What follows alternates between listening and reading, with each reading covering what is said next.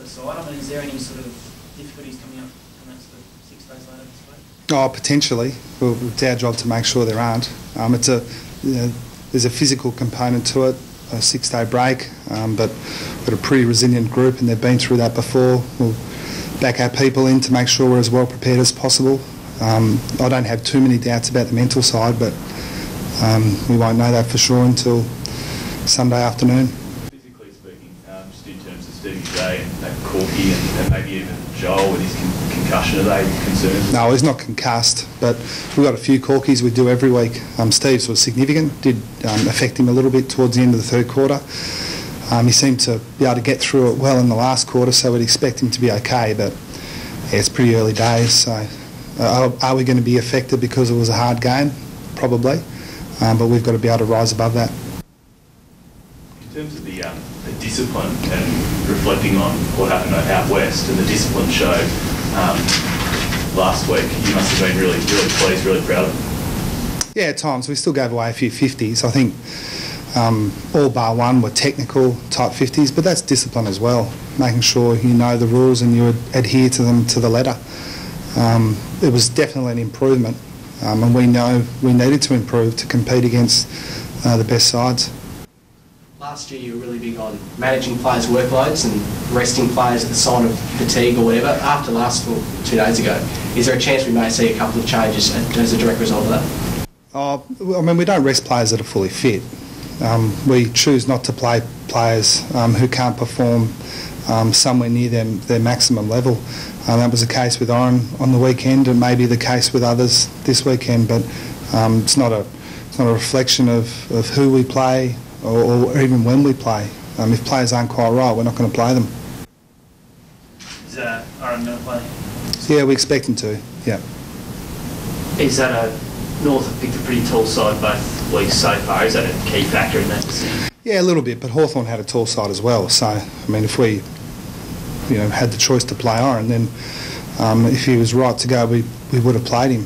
McIntosh, Petrie, Goldstein, if Robbie Tarrant comes back, they've got some tall options. So our preferred structure, we're on the record of saying preferred structures, 2 strong key forwards and 2 ruckmen.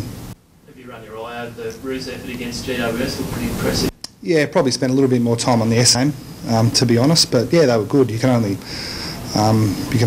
play as well as you can against the opposition on a given day, and they were certainly able to use the ball quite well. It was windy conditions down there as well, so yeah, they were quite impressive. Hopefully we can defend a little bit more than GWS did. Is that because you sort of ignore the GWS one to an extent just because you can't learn much from such a one-sided match? Yeah. Well, it's not their fault. I mean, everyone understands, I hope, what GWS are trying to do and the difficulties they face. But Essendon put up a pretty strong contest in round 1. If we're going to learn anything about North, then that's probably the best indication we'll get so far this year. A lot of debate about the fixture. Obviously, there's not a lot that can be done, but do you see there's some unfairness in the weighting of games? Some clubs get GWS, Gold Coast, Melbourne. There's the other club being thrown 6 times. Some only get them 3. So what else would you do? Yeah, exactly. Is there a solution or? Oh, the draw's unequal. When I look at it, I think they've done a fantastic job of making sure that the top sides play each other twice, and the bottom sides play each other twice, and there's always going to be some in between. Yeah, I'm certainly not going to complain about the draw, and I don't think anyone else should either. See, Hall Smith's been in the best 2 weeks in a row in the VFL. Is he kind of next cab off the rank of the youngsters trying to push for a place? Yeah, really close. He was probably 24th this week, and be pushing hard again. He was pretty good on the weekend. He was even better the week before. So yeah, he's close, tantalisingly so. Are you any closer to promoting a rookie in the place of Menzel, being on the long-term injury list? No, closer. No, but we think we've got some reasonable options there. Josh Walker played really well on the weekend as a key forward. Jesse Stringer, we think, is a likely type as well. So we've got options, but no, we're no closer to making that decision yet. Just on that, Ruck Smith's played with West on the weekend, the way he set up and played. Yeah, he was pretty good. Yeah, it was obviously a tough game, high pressure stakes with only one ruckman. He had to shoulder a lot of the workload, and he did it pretty well. Correct me if I'm wrong, you might have mentioned Jesse Schroeder's name. Jesse Stringer or Sorry, Jordan Schroeder. Yeah. During the pre-season, just as somebody wanted just to look into the effort. I'm all right in saying that you mentioned his name? Not that I remember. No, you're right, okay. But No. obviously he's impressed though. Yeah, no, he has. Yeah, no, we didn't need him to lift. We thought, in terms of we'd like him to step up to the level, Yeah. absolutely. Yeah, he's in a group of about, 7 or 8 players that we'd like to think can push for senior selection. He's doing most things right at the moment. He's probably in that bracket with George Hall-Smith, Josh Cowan when he comes back, of guys that might be sort of 25 to 28 on the list that we'd love to see get to 18 to 22. Matty Stokes just seemed to be a bit off on Monday. Was there any lingering effect from the knock he copped the week before? It wasn't actually that knock so much that affected him. He did get a cork earlier in the game, really early actually, that he sort of worked through admirably.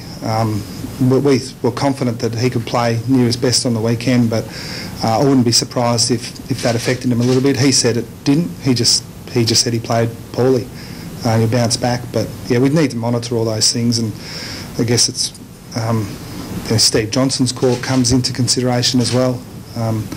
We do everything we can to make sure that we know they're right, but until they get out there, you're not exactly sure, which is why we have a conservative policy with those sort of issues. How far away would David Wojcicki be at the moment? Pretty close. He's in virtually full training now, so we don't consider him necessarily an injured player. It's just a matter of getting the required work in so he can sustain the effort at AFL level. It will certainly involve some VFL footy, so you'll have a pretty good heads up as to when he's being considered to AFL footy. He was saying on the radio on Monday that he might play in the VFL in a fortnight. Is that?